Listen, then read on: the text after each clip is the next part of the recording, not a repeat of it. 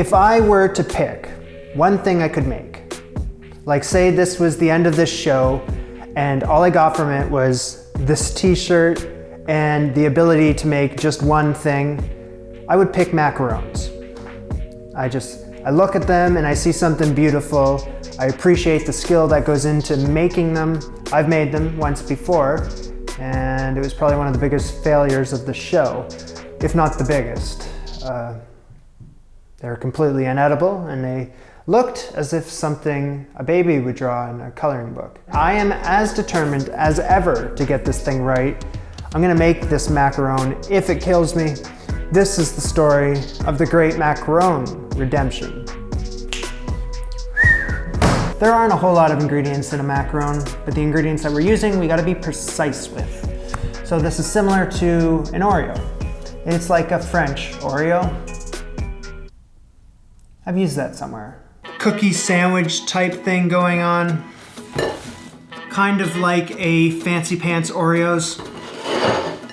Moving on. Let's go through the ingredients for the cookie. Almond flour, powdered sugar, fine salt, room temperature eggs, white sugar, food coloring gel, not the liquid. The liquid sucks. I used it for the red velvet cake. It sucks. We're using the gel. This is red and pink. I haven't decided which one I'm using yet. Game time decision. So what we're gonna do first is sieve our almond flour and our powdered sugar. We need these finer than they already are. Use a spatula if you got one. You might need one. The almond flour isn't going through the sieve. Our first problem, not off to a good start. Blend up this almond flour as fine as possible and then try to push it through the sieve. Seems to be working. Sieve, sieveroo, sieve, sieveroo. Leftover crap ain't going anywhere near my macarons. So I'm gonna say this is the most important step to making macarons is nailing the eggs. You gotta make sure that you're whipping those egg whites into stiff peaks. They gotta be real nice. So lots of focus, determination, we can do this. You'll need a big bowl.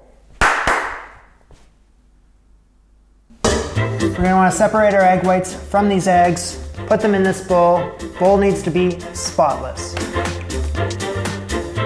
Add a pinch of salt. We are gonna mix these egg whites until they're white and frothy, and then we're gonna stop for a second. We're gonna add our sugar and then continue mixing until we've reached stiff peaks.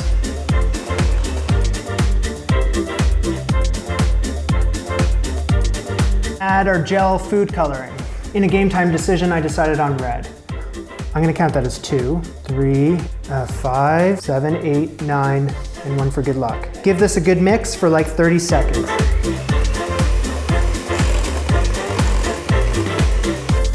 What we gotta do next is fold in our dry ingredients into our stiff peaks. Now this is called macaronage. That is a cool ass word. And apparently you don't have to be as gentle as you usually do with folding. You just kind of just go for it. If you can do a figure 8 with your mix, that means it's good. Piping bag, I'm not gonna complain about it today. I have no time.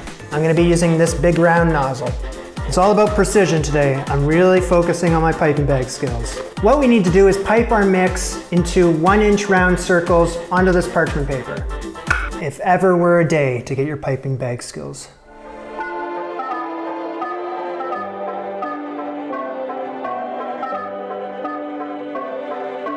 I'm just gonna cut these right off because they suck. If I can just get one macaron, that's nice. For f***ing sakes, man. I can't really explain to you what I'm doing right now.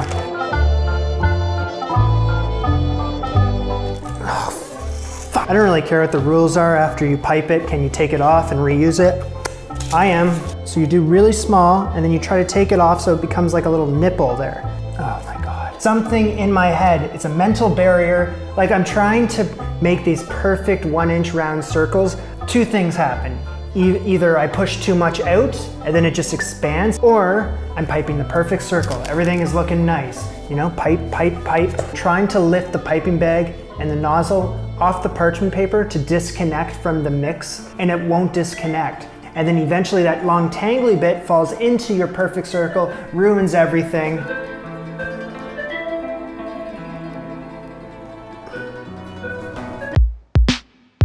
Hey guys. How's it going? Oh, I'm doing all right now. I'm just redoing it. I wasn't really pleased with my first outcome, so I decided, hey, you still have half a cup of almond powder. Well, why don't you just redo it? Focus on the positive, learn from my mistakes, give it another kick of the can. I feel regrouped, refreshed, and a hell of a lot better. You know, when you turn the cameras off and just focus on the task, I think you do a lot better. It just becomes a little easier. Guys, check out my piping bag skills right now. You're gonna wanna smack the pan against the counter to release any air bubbles, because if you don't, they're gonna crack. So what we need to do is let these hang out on the counter for like half an hour. They need to be completely exposed to the air so that they can have a nice dry surface when they go into the oven. That means that after half an hour, I can touch them with my hand and nothing will come off. Nothing comes off, we good. We're gonna put this into a preheated oven, which is at 150 degrees Celsius, 300 degrees Fahrenheit for like 16-ish. I don't really know how long they should be in the oven for. I'm gonna keep an eye on it.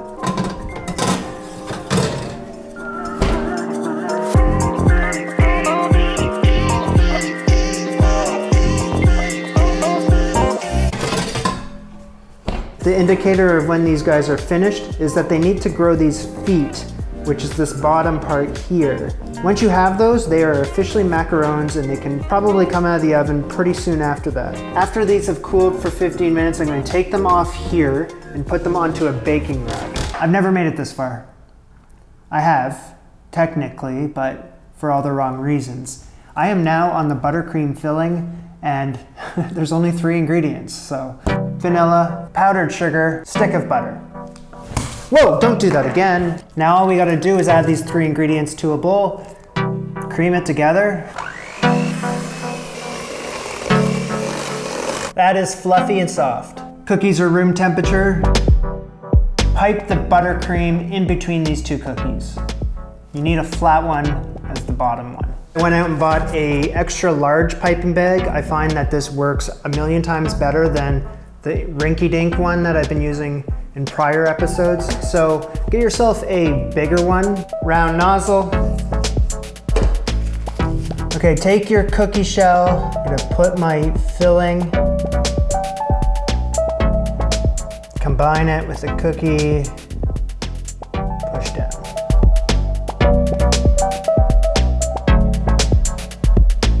I thought that putting the icing together would be a lot easier than it turned out to be. It's ruined a lot of the best macaron cookie shell things. Like this was perfect and then it sunk in on itself because of the freaking sandwiching them together. If I take a knife and just, rather than having to push down, that way the icing is already flat and then I just add the cookie on top. How about that?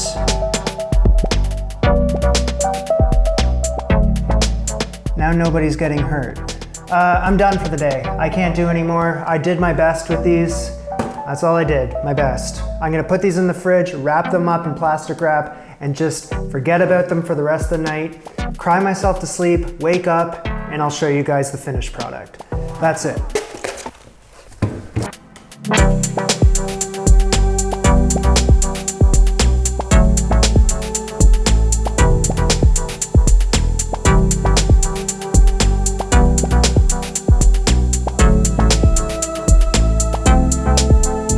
Take a bite and the whole thing falls apart.